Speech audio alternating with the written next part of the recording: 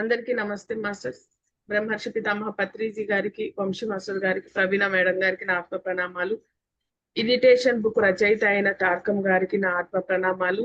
ఈ జ్ఞానాన్ని వినడానికి వచ్చిన మాస్టర్స్ అందరికీ కూడా నా కృతజ్ఞతలు ఫ్రెండ్స్. మనం ఈరోజు ఇరిటేషన్ చాప్టర్ కంటిన్యూషన్ చేసుకోబోతున్నాం ఫ్రెండ్స్.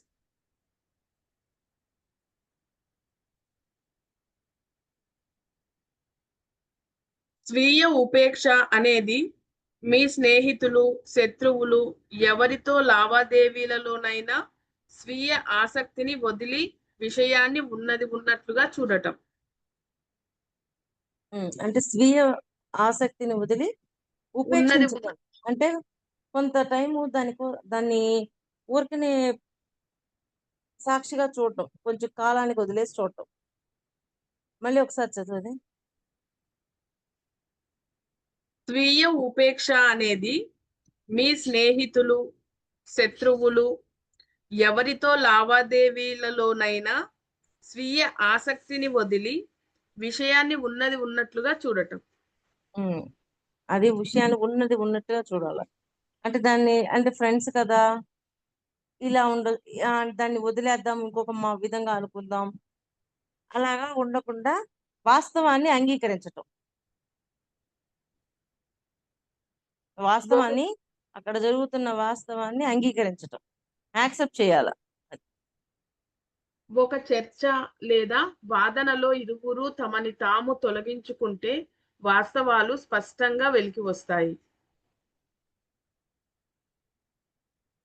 ఏంటి? ఒక చర్చ లేదా వాదనలో ఇరువురు తమని తాము తొలగించుకుంటే వాస్తవాలు స్పష్టంగా వెలికి వస్తాయి. తమని తాము తొలగించుకుంటే నేను నేను నేను అన్నది తొలగించుకుంటే అంటే నాదేం తప్పలేదు అని ఎవరికి వాళ్ళు అని అనుకోకుండా అక్కడ ఏం జరిగింది అని ఆలోచించి అక్కడ చూసినప్పుడు కరెక్ట్ వాస్తవం వస్తుంది. నేనేం తప్పు చేయలేదు, నాదేమీ లేదు అని ఎవరికి వాళ్ళు అని అనుకోకుండా అసలు ఏం జరిగింది ఏంటి, అతని వైపు ఏంటి, నా వైపు ఏంటి, అసలు ఇక్కడ ఏ సిచ్యువేషన్ జరిగింది అని గమనించుకున్నప్పుడు అసలు వాస్తవాలు బయటకు వస్తాయి. ముందే మనల్ని మనం కప్పిపుచ్చుకుంటా, అలాగా నాదేమీ లేదు, నేను అలా చేయలేదు, ఇలా చేయలేదు, ఇవన్నీ మాట్లాడుతూ ఉన్నప్పుడు అసలు వాస్తవం ఎక్కడ బయటకు వస్తుంది? రాదు కదా. అంటే మనల్ని మనం వెనకేసుకొచ్చుకుంటాం. అలా ఉండకూడదు. మన బంధాలన్నింటిలోనూ నేనును వదిలితేనే చిరాకుకు లోను కాకుండా ఉండి మనం మనలో స్థిరం అవుతాము. అదే ఇందాక చెప్తున్నారు కదా, నన్ను నేను వెనకేసుకొని రాకూడదు. అలా కాకుండా నేను అనే దాన్ని వదిలినప్పుడు వాస్తవం అర్థం. 12వ పాయింట్, హాని రాహిత్యం అంటే మీ చర్యలు, మాటలు, ఉద్వేగాలు, భావాల ద్వారా ఎదుటివారి అభివృద్ధి నిరోధించకపోవటం. ఏంటి?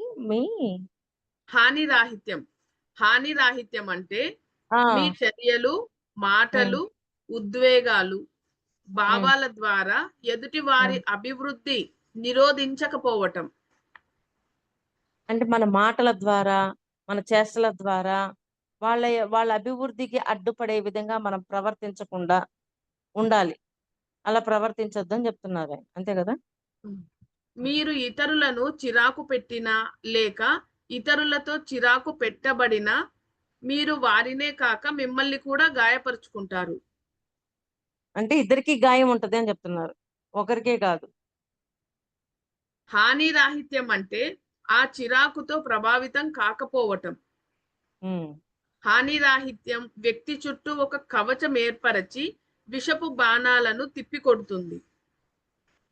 అంటే ఎవరికి నేను హాని చెయ్యకూడదు అని ఎప్పుడైతే స్ట్రాంగ్ గా మనం అనుకుంటామో మన చుట్టూ ఒక సర్కిల్ లాగా ఉండి ఎవరైనా మనం హాని చేయకూడదు వాళ్ళు అని అనుకున్నప్పుడు వాళ్ళ నుంచి వచ్చే హాని మనకి దెబ్బ తగలకుండా కాపాడుతుంది. అంతే కదా. ఇప్పుడు అంటే హాని రాహిత్యం అంటే నేను ఎవరికి హాని చెయ్యకూడదు అన్న ఒక స్ట్రాంగ్ మాట అనుకొని ఉన్నాం అనుకోండి, హాని చేయడం మానేస్తాం కదా. ఒకవేళ ఎదుటివాడు హాని చేస్తున్నా కానీ, ఇది మనల్ని కాపాడుతూ ఉంటుంది. నేను హాని చేయాలనుకోలేదు. వాళ్ళకి ఏ ప్రాబ్లమ్ ఇదివరకు ఎదుటివాడిని ఇప్పుడు మనం ఏమనుకుంటాం ధ్యానంలోకొచ్చి, ధర్మంలో ఉండాలి అన్నప్పుడు ఎవరిని బాధ పెట్టకూడదు అని అనుకున్నామా లేదా? ఎప్పుడైతే అనుకున్నామో బాధ పెట్టడం మానేసాం. ఒకవేళ ఎదుటివాడు బాధ పెట్టాలనొచ్చినా, నేనెవరిని బాధ పెట్టలేదని ఒకసారి చెక్ చేసుకోగానే మనకు అర్థమైపోతుందా లేదా? అలాగా. హ్మ్. 13 ప్రాణశక్తిని మేల్కొల్పినప్పుడు లేదా అన్వయించినప్పుడు ప్రమాదాన్ని కరిగించి వేయటమే కాక చీకటి శక్తుల విషపు పరుగులన్నింటినీ వెనుకకు పంపుతుంది. మరొకసారి చదువుతాను మేడం. హ్మ్. ప్రాణశక్తిని మేల్కొల్పినప్పుడు లేదా హ్మ్. అన్వయించినప్పుడు హ్మ్. ప్రమాదాన్ని కరిగించి వేయటమే కాక చీకటి శక్తులకు విషపు హ్మ్. పరుగులన్నింటినీ వెనుకకు పంపుతుంది. విషపు హ్మ్. పరుగులన్నింటినీ వెనుకకు పంపుతుంది. అంతే గదా! ప్రాణశక్తి పెరిగింది. మనము నీరసంగా ఉంది అని ఇలాగా ఉంది అన్నప్పుడు మనము కాస్మిక్ ఎనర్జీ తీసుకున్నాక మన బాడీ ఎంత యాక్టివ్ అయిపోతదో గమనించండి. దానివల్ల ఏ విషయాన్ని కూడా లోతుల్లోకి చూడడం ఇవన్నీ ఏమి చేయకుండా మనల్ని మనం ప్రొటెక్ట్ చేసుకోగలుగుతామా లేదా? ఆ ప్రాణశక్తి అంటే ఆరోగ్యంగా ఉంటాము. ఇంకేవి మనల్ని దాడి చేయలేవు గదా! అలాగా. హ్మ్. ఆ లైన్ మళ్ళీ చదువు. ప్రాణశక్తిని మేల్కొల్పినప్పుడు హ్మ్. ప్రాణశక్తిని మేల్కొల్పినప్పుడు లేదా అన్వయించినప్పుడు హ్మ్. ప్రమాదాన్ని కరిగించి వేయటమే కాక చీకటి శక్తుల విషపు పరుగులన్నింటినీ వెనుకకు పంపుతుంది. చూడండి మనకి అనారోగ్యం ఉంది. మనం బా హెల్త్ ఇష్యూతో ఉన్నాం. అప్పుడు ఎవ్వరొచ్చి ఏం మాట్లాడినా సరే, మనం ఎలా తీసుకుంటుంటాం? రాంగ్‌గానే తీసుకుంటుంటాం. ఈ అనారోగ్యం ఏం చేస్తుంది మనల్ని? ఒక రకంగా మనల్ని కుంచించుకుపోయే విధంగా చేస్తుంది. ఇంకా కుంచించుకుపోయే విధంగా చేస్తది. ఎందుకని ఎదుటివాడి మాటలు ఇవన్నీ. కానీ ప్రాణశక్తి తీసుకున్నప్పుడు మన బాడీ ఎంత స్ట్రాంగ్ అయిపోతుంది. వీటి నుంచి మనం తప్పించుకోగలుగుతామా? తప్పించుకోలేమా? అలాగా. అనారోగ్యం ఉండదు గదా! ఇంకా. మనం ఎన్ని తప్పించుకోగలుగుతాం గదా! అది. ప్రాణశక్తి నాడీ వ్యవస్థను సున్నితంగా చేసి కేంద్రాలు, గ్రంథులలో శుద్ధి చేసే జ్వాలలను పెంపొందిస్తుంది. అంతే గదా! ఒక్కొక్క అదే మూలాధార, స్వాదిష్టాన, మణిపూరక ఒక్కొక్క చోట ఈ నాడులన్నీ ఒక గ్రంథిగా ఏర్పడుంటాయి కదా! ఇవన్నీ క్లీన్ అయిపోయి మనం యాక్టివ్ అయిపోతాం గదా! నాడులకు ప్రాణశక్తియే ప్రాణం. హ్మ్. నాడులకి ప్రాణశక్తి. ప్రాణశక్తియే అంటే ప్రాణం. ధ్యానంలో కూర్చొని మనం తీసుకునే విశ్వశక్తే ప్రాణశక్తి. అదే వాటికి ప్రాణం అన్నమాట. అది. 14వ పాయింట్. బోధన గురించిన సంభాషణ. వృధా ఆలోచనలు, కాలక్షేపము, కబుర్లు, విమర్శలకు లోబడవద్దని, నిందలకు, ద్వేషపూరిత మాటలకు లోబడవద్దని బోధకుడు సలహా ఇస్తాడు. అంతే. ఈ చేత మాట్లాడేటప్పుడు ఇలాగే ఉంటది కదా! బోధన గురించి సంభాషించటం ద్వారా మనం గదిలో ప్రకంపనను పెంపొందించి మనోశక్తిని, దైవశక్తిని గలగటం ద్వారా ఉన్నత ఆలోచనలు, దర్శనాలు, అభిప్రాయాలు పొందగలం. అంతే గదా! ఇప్పుడు మనం కూర్చున్నాంరా అందరము. కూర్చున్నప్పుడు వాడట, వీడిట, అది, ఇది అది అన్నీ మాట్లాడుకున్నప్పుడు పరిస్థితి ఎలా ఉంటది? అది. బోధన సమయంలో చక్కగా ఆ బోధనను అర్థం చేసుకుంటూ, దాన్ని ఎలాగైనా ఆచరించాలనుకుంటూ, ఇలా ఉండటం వల్ల ఈ ఈ సజ్జన సాంగత్యంతోటి, ఈ స్వాధ్యాయంతోటి వాటన్నింటిని దాటొచ్చు అని జెప్తున్నారు. అవి మహాత్ముల శక్తిని ప్రసరింపచేస్తాయి. ఆ హ్మ్. వాతావరణంలో ప్రమాదం ఉండదు. చిరాకు ప్రమాదం నిలవలేదు. ఉండదు గదా! ఇంకా. ఎందుకుండదు? మంచి మాటలు జరుగుతున్నాయి. మంచి డిస్కషన్ జరుగుతుంది. నాకు మొన్న ఆంజనేయ స్వామి కనిపించారు అని ఒకరు. నిజంగా కొంతమంది మాస్టర్స్ కనిపించి నాకు హీల్ చేశారు.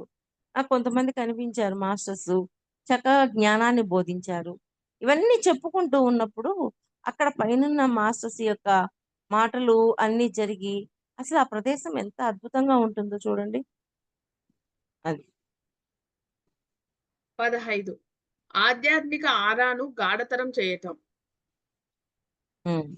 ఆధ్యాత్మిక జీవనం ఆత్మ సుగుణాల వ్యక్తీకరణ ద్వారా అది సంభవిస్తుంది. హ్మ్. ఆధ్యాత్మిక జీవనం ఆత్మ సుగుణాల వ్యక్తీకరణ ద్వారా అది సంభవిస్తుంది. అంటే ఆధ్యాత్మిక జీవనం అంటే మన జీవన విధానంలో చూడండి, ఈ రోజంతా గడుస్తుంది. ఈ రోజు గడిచేటప్పుడు సజ్జన సాంగత్యం ఇవి, తర్వాత చక్కగా భగవంతుడి పాటలు, ఇట్లా ఈ ఆధ్యాత్మిక జీవనం గడిపినప్పుడు ఎలా ఉంటుందని చెప్తున్నారు? ఆధ్యాత్మిక జీవనం ఆత్మ సుగుణాల వ్యక్తీకరణ ద్వారా హ్మ్. అది సంభవిస్తుంది. అసలు ఈ ఆధ్యాత్మిక జీవనంలో ఉండాలి అని అనుకుంటే మన లోపల ఉన్న అద్భుతమైన సుగుణాల కారణంగా మన యొక్క జీవితం ఆధ్యాత్మికంలోకి ప్రయాణం చేయడానికి కారణమవుతుంది. మన ఆరా, మన వాహకాల ఆత్మ యొక్క ప్రసరణల కలబోత. హ్మ్. అది అంటే స్వచ్ఛ కాంతితోనూ, వర్ణంతోనూ ప్రకాశిస్తుంది. మన ఆరా ఎట్లా ఉంటది? మనల్ని బట్టే కదా మన ఆరా ఉంటది. దాన్ని బట్టే దాని స్వచ్ఛతను అర్థం చేసుకోవచ్చు. అంటే అంటుంటారు గదా! కోపంగా ఉన్నప్పుడు ఒక కలరు, కలర్స్ చాలా చెప్తూ ఉంటారు. అది కవచం వలె ఉండి మన శరీరంలోకి ప్రమాదకారకాలు ప్రవేశించకుండా రక్షిస్తుంది. హ్మ్. అందుకే బోధనకు అనుగుణంగా జీవించమని, జీవితాలలో నూతన పౌనఃపున్యం సృష్టించమని, చర్యలు, ఆలోచనలు, అనుభూతుల ద్వారా అత్యున్నతమైనది వ్యక్తీకరించమని మహాత్ములు కోరుతున్నారు. మరి పత్రి సారున్నారు, వంశీ సారున్నారు. వాళ్ళ బోధనలతోటి ఎలా ఉంటుంది జీవితం? వాళ్ళకి చుట్టూ చక్కనైన ఆరా కలిగి ఉంటారు. వాళ్ళ హ్యాపీనెస్ అందరికీ వాళ్ళకది చెప్తూ, వాళ్ళలో హ్యాపీనెస్ ఇస్తూ వాళ్ళు ముందుకెళ్ళిపోతూ ఉన్నారు కదా! అలా. 16 అధిష్టానం పట్ల ఆకాంక్ష. 16వ పాయింట్ అధిష్టానం పట్ల ఆకాంక్ష. ఆకాంక్ష ప్రాణశక్తిని ఉత్పత్తి చేస్తుంది. హ్మ్. అది మనను ఆత్మ వైపు మళ్లిస్తుంది. అంటే ప్రాణశక్తిని ఉత్పత్తి చేస్తుంది. ఉత్పత్తి అంటే పెంచి మనల్ని ఆ ఆత్మ వైపు మళ్లిస్తుంది. ఆ! మన ఆత్మతోటి కనెక్ట్ అవ్వడానికి వాటికి కారణమవుతుంది. అధిష్టానం నుంచి శక్తిని గ్రహిస్తుంది. హ్మ్. అధిష్టాన శక్తి ఆనందం, ఆశీర్వచనం, శాంతి అధిష్టానం పట్ల ఆకాంక్షించిన వ్యక్తి మూలం నుంచి నూతన విద్యుత్ శక్తి విడుదలవుతుంది. 3 ఒకసారి చదువమ్మా. హ్మ్. అధిష్టానం పట్ల ఆకాంక్ష. హ్మ్. ఆకాంక్ష ప్రాణశక్తిని ఉత్పత్తి చేస్తుంది. అది మనను ఆత్మ వైపు మళ్లిస్తుంది. హ్మ్. అధిష్టానం నుంచి శక్తిని గ్రహిస్తుంది. ఓకే. అధిష్టానం హ్మ్. అధిష్టాన శక్తి ఆనందం, ఆశీర్వచనం, శాంతి అధిష్టానం పట్ల ఆకాంక్షించిన వ్యక్తి మూలం నుంచి నూతన విద్యుత్ శక్తి విడుదలవుతుంది. అంటే అధిష్టానం అంటే ఎప్పుడైతే అధిష్టానంతో కనెక్ట్ అవుతామో, ఉన్నత తలాలతో కనెక్ట్ అవుతామో, అక్కడి నుంచి కొంత శక్తిని తీసుకుంటాం, జ్ఞానాన్ని తీసుకుంటాం. ఇవన్నీ తీసుకొని ఏం చేస్తున్నాం ఇక్కడ? ఇంప్లిమెంట్ చేయడం ద్వారా మనం ఇంకా ఉన్నతంగా తయారవుతున్నాం. అంటే పై తలాలలో కాస్మిక్ షవర్స్ అనేవి ఉంటాయి. ఆ కాస్మిక్ షవర్స్ ద్వారా మనము నిద్రపోయిన తర్వాత అక్కడికి పోయి శక్తిని తీసుకొని రావడం జరుగుతది. మళ్ళీ జ్ఞానాన్ని తీసుకురావడం జరుగుతది. ఇదంతా మళ్ళీ తీసుకొచ్చి ఇక్కడ ఇంప్లిమెంట్ చేస్తూ ఉంటాం. అలాగా మనం ముందుకు వెళ్ళగలుగుతున్నాము అని చెప్తున్నారు. హ్మ్. అధిష్టానం అంటే ఏమనుకోవచ్చు మేడం? ఉన్నత తలాలు మాస్టర్స్ ఉండేది. హ్మ్. హ్మ్. అధిష్టాన అంటే దేవతలు, అంటే అధిష్టానం అంటే ఉన్నత తలాల్లో ఉన్న మాస్టర్స్. ఎ ఎ మేడం ఇలా అధిష్టానం పట్ల ఆకాంక్షించిన వ్యక్తి మూలం. హ్మ్. అధిష్టానం పట్ల ఆకాంక్షించిన వ్యక్తి మూలం నుంచి నూతన విద్యుత్ శక్తి విడుదలవుతుంది. అవునయితే అధిష్టానం నుంచి ఆకాంక్షించి నాకు ఆకాంక్ష ఉండాలి. ఆ అధిష్టానం నుంచి నేను జ్ఞానం పొందాలి. ఇంకా హ్మ్. ఇంకా ఇది తెలుసుకోవాలి అన్న హ్మ్. కుతూహలం నాకుంది. హ్మ్. ఎప్పుడైతే జ్ఞాన పరిధి పెరిగిందో నా మూలంలో ఉన్న విషయాలన్నీ దుర్గుణాలన్నీ మారిపోతున్నాయా లేదా? దుర్గుణాలను సద్గుణాలుగా చేసుకుంటున్నాం కదా! అంటే ఇక్కడ అధష్టానం పట్ల ఆకాంక్ష ఉండాలి అంటున్నారు. ఆకాంక్ష లేనిది ఎవడేం చేయలేడు. ఇంకా ఉన్నత తలాల్లోకెళ్ళాలి. ఇంకా హయ్యర్ డైమెన్షన్స్ నుంచి మాస్టర్స్ నుంచి జ్ఞానం పొందాలి. ఇవన్నీ. ఓకే. అర్థమైంది.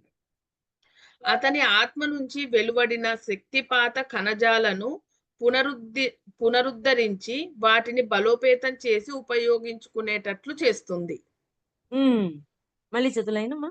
అతని ఆత్మ నుండి వెలువడిన శక్తిపాత కణజాలను అతని ఆత్మ నుంచి వెలువడిన శక్తిపాత కణజాలను పునరుద్ధరించి వాటిని బలోపేతం చేసి ఉపయోగించుకునేటట్లు చేస్తుంది. అంటే ఏంటి? అక్కడ ఉన్న వాటిని సరిచేస్తూ మరలా వాటిని చక్కగా ఉపయోగించుకునే విధంగా మార్చుకుంటుందా లేదా? ఇప్పుడు ఆత్మలో దుర్గుణాలు ఉన్నాయి. వాటిని సద్గుణాలుగా మార్చి వాటిని ఇక్కడ ఇంప్లిమెంట్ చేస్తున్నావా లేదా? అది నాడీ వ్యవస్థలో విషాలు పేరుకోకుండా చూస్తుంది. అధిష్టానపు శక్తి గొప్ప రక్షణ శక్తి. అది గొప్ప రక్షణ శక్తి. అధిష్టానం నుంచి వచ్చింది అంటే చాలా గొప్పగా రక్షణగా ఉంటుంది. 17వ పాయింట్ హృదయ ప్రసరణ. ఈ హృదయ ప్రసరణయే కరుణ. అదే జీవన కాంతి, ఏక జీవన కాంతి, విశ్వ ఉనికి.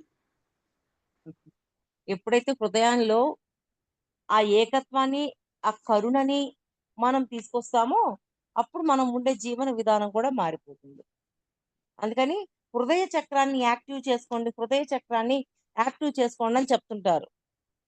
అంటే మనలో ఆ ప్రేమ, కరుణ ఇవన్నీ యాక్టివ్ చేసుకోగలగాలి. కరుణ అంటే యాక్టివ్ చేసుకోవడము అంటే అనుకుంటే అయిపోదు. కానీ దానికి తగ్గట్టుగా మనం ఆచరించినప్పుడు ఆ చక్ర యాక్టివేట్ అవుతుంది. యాక్టివ్ చేసుకోండి అని ధ్యానంలో కూర్చుంటే అయిపోదు. కానీ అలా ఎప్పుడైతే మనం చేస్తామో దానికి సంబంధించిన విధంగా మారడానికి ఆచరణను పెట్టగలుగుతాం. అది. ఇప్పుడు ఆ సిట్యుయేషన్ వచ్చింది. అయ్యో! నాలో ఆ మాత్రం కరుణ లేదా? నేను వాళ్ళకి హెల్ప్ చేయలేకపోతే ఎలాగని మనం ముందుకెళ్తాం. అంతకుముందు వెళ్ళలేము. ఎందుకంటే మనము అలా ఉండాలి అని కూడా మనం అనుకోలా. ఎప్పుడైతే అలా ఉండాలి అని అనుకున్నామో ఆచరణ పెట్టడానికి ఆస్కారం ఉంటది.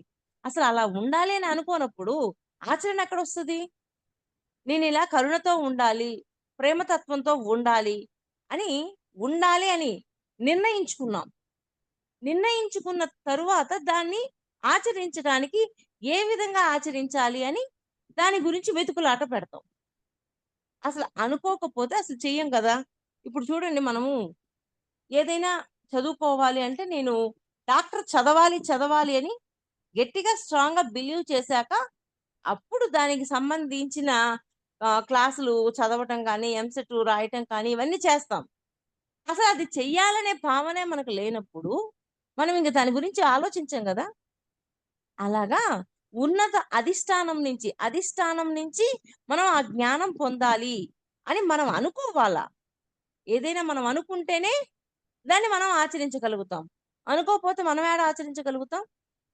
అది. జీవాన్ని వెదజల్లే కాంతియే హృదయం. మన హృదయ కేంద్రం విప్పారినప్పుడు మన తలలోని హృదయ కేంద్రం మేల్కొంటుంది. అప్పుడు మనం మహత్తర ఉనికి యొక్క విద్యుత్ను ప్రసరిస్తాము. అంతే. అది విశ్వ హృదయపు అంటే స్పందన. ఎప్పుడైతే హృదయ కేంద్రం ఓపెన్ అయిందో అద్భుతమైన వాటిని మనం బయటికి ఎక్స్‌ప్రెస్ చేయగలుగుతాం.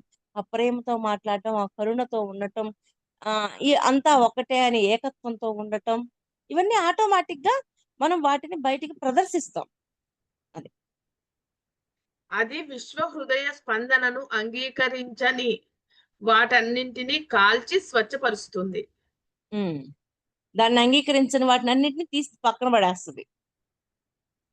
ఈ కరుణ ప్రసరణను మనం అలవాటు చేసుకోవాలి.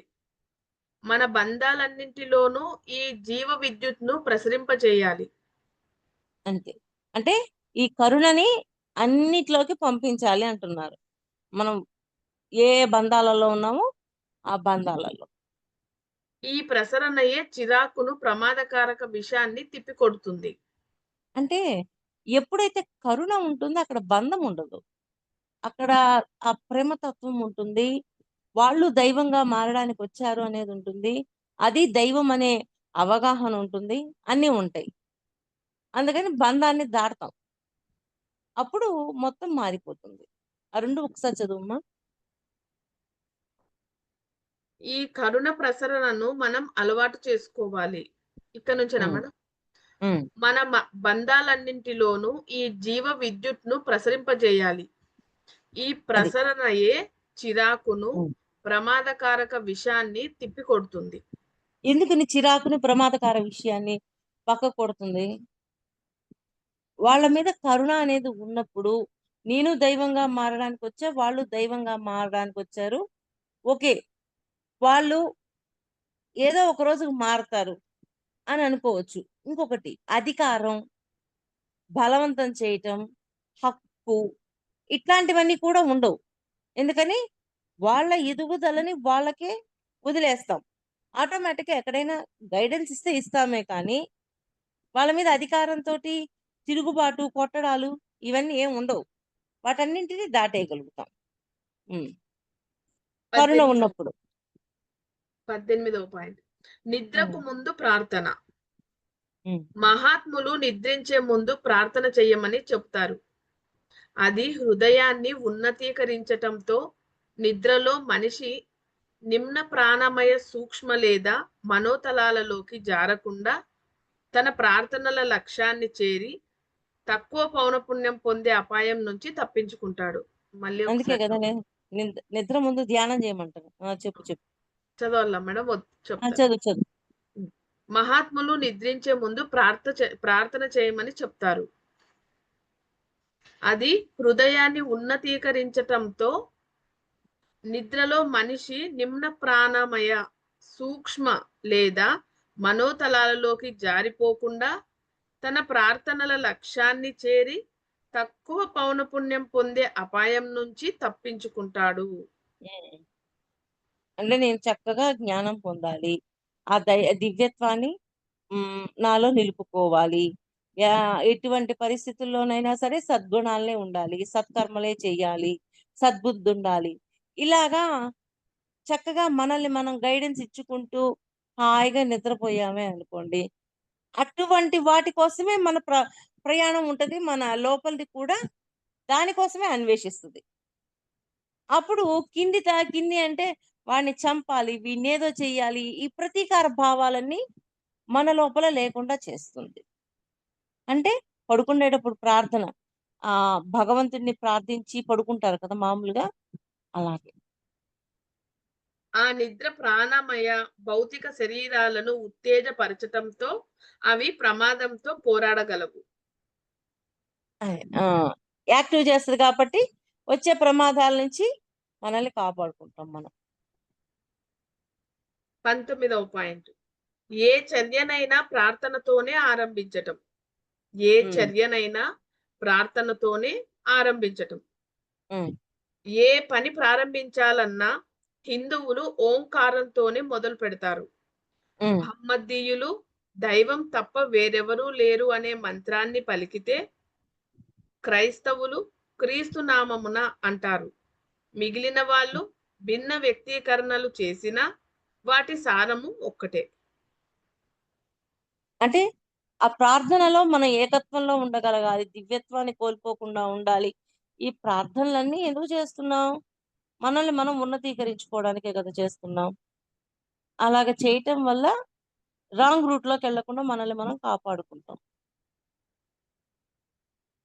ఆహ్వానించిన శక్తితో, దైవంతో మీరు ఏ పరిస్థితినైనా ఎదుర్కోగల కవచాన్ని ఏర్పరచుకోవటం, హ్మ్. మీలో ఆ చైతన్యం పెరిగే కొద్దీ మీరు జీవితంలో ఏ కుదుపునైనా, సందిగ్ధాన్నైనా ఎదుర్కోగలరు. అంతే కదా! ఉన్నతంగా తయారయ్యాం. దివ్యత్వంలోకెళ్ళాం. ఏ దెబ్బ తగిలినా సరే, నా వాస్తవానికి నేనే కదా సృష్టికర్తని.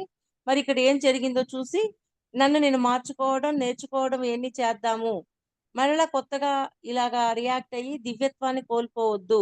ఆల్రెడీ ఆ దివ్యత్వాన్ని సంపాదించుకున్నాను కదా అని జాగ్రత్త పడతామా లేదా? మీ ప్రార్థన మీలోని అత్యున్నతతో మాత్రమే గాక విశ్వంలోని అత్యున్నతతో కలుపుతుంది. అంతే. అంటే అది ఏంటి మన ప్రార్థన ఎలా ఉంది ఇప్పుడు?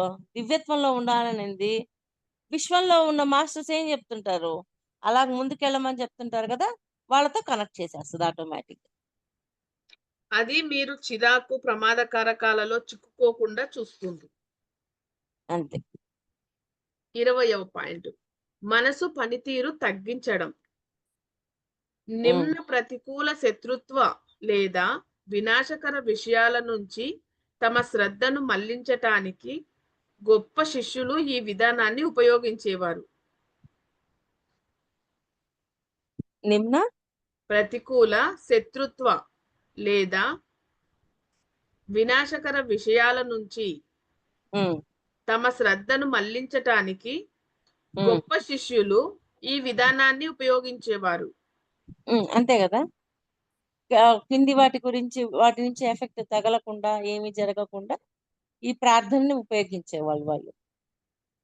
ఈ తగ్గించుకోవటం వల్ల వారికి నిమ్నతలాలలో జరిగేదంతా ఎరుకలో ఉన్నా దానిలో పాలుపంచుకోరు. హ్మ్. ఏకాగ్రత సాధనతో ఇది పెంపొందుతుంది. అంటే వాటిలో పాలు పంచుకోకుండా ఉండగలుగుతారు. అంటే ఆ హింసా ప్రవృత్తి పెరగకుండా చూసుకోగలుగుతారు. ఎందుకని? ఇప్పుడు ఉన్నతంగా తయారవుతున్నాం. ప్రార్థన చేస్తున్నాం. నేను ఇంకా ఉన్నతంగా ఎదగాలి. నేనింకా దివ్యత్వంలోకి వెళ్ళాలి అని ఈ ప్రార్థన ఏమవుతుంది? ఆచరించడానికి ఒక అవకాశం వస్తుంది. ఆచరించాలి అంటే కింద కంప్లెయింట్ మైండు, జడ్జిమెంట్ మైండ్ ఉన్న వాళ్ళొచ్చి మాట్లాడేటప్పుడు వాటిని కనీసము మాట్లాడనివ్వకుండా ఆపేసి పక్కకెళ్ళిపోతాం. ఇవన్నీ ఆపుతుందా లేదా? అదే నేను దివ్యత్వంలోకి వెళ్ళాలి అన్న లోపల ఆకాంక్ష కానీ, అవి కానీ ఏమీ లేనప్పుడు కంప్లెయింట్ ఇచ్చేవాడొచ్చినప్పుడు సొల్లే అంటే చెవులు చాటలు చేసుకొని వింటుంటాం.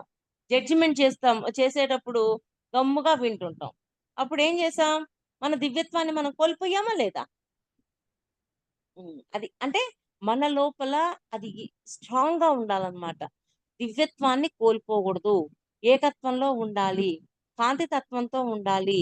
ప్రేమతత్వంతో ఉండాలి. కరుణ ఉండాలి.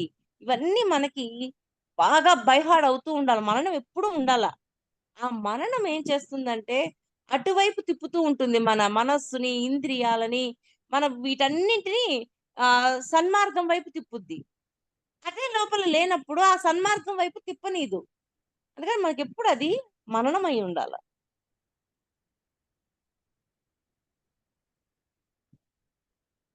21. ఆత్మలో లయం కావడం. ఆత్మలో లయం కావడం. మీ ఎరుక ఆధ్యాత్మిక త్రిమూర్తత్వంలో గ్రహించబడినప్పుడు లేదా ఆత్మలో లయమైనప్పుడు మీరు ఏమాత్రము చిరాకు పడకుండా బయట విషయాలను పరిశీలిస్తారు. ఆత్మతో లయం అవ్వడము అంటే, ఎప్పుడైతే ఆత్మతో కనెక్ట్ అవుతామో, అన్ని విషయాలు మనకు అర్థమవుతుంటాయి. మన జీవితంలో ఈ సమస్య ఎందుకొచ్చిందో గతాన్ని చూస్తుంటాం.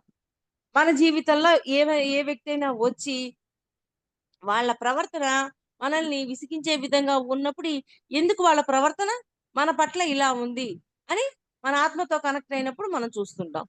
ఇవన్నీ చూస్తూ ఉన్నప్పుడు దాన్ని బ్యాలెన్స్ చేయగలిగే శక్తి వస్తుంది.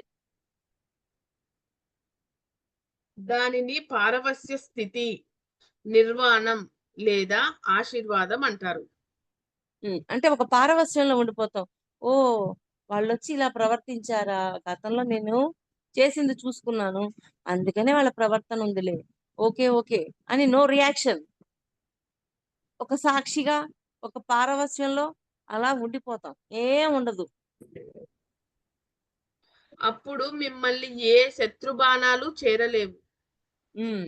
మీరు మీలో ఇంకొకసారి ఇంకా చూస్తున్నాం గదా! గతాన్ని చూస్తున్నాం.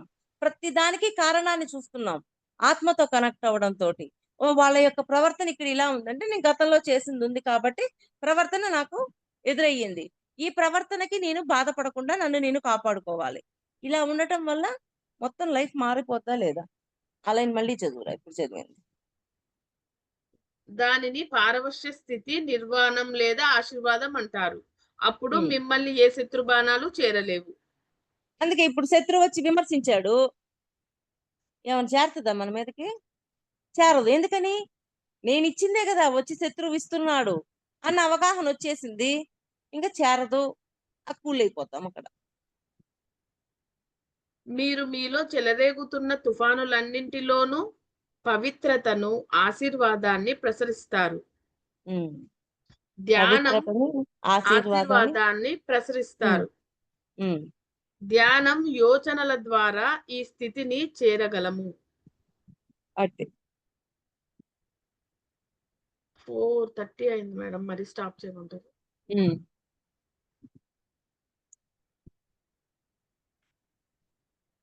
Okay friends. ఈరోజు ఇక్కడితో స్టాప్ చేసుకొని రేపు కంటిన్యూషన్ చేసుకుందాము.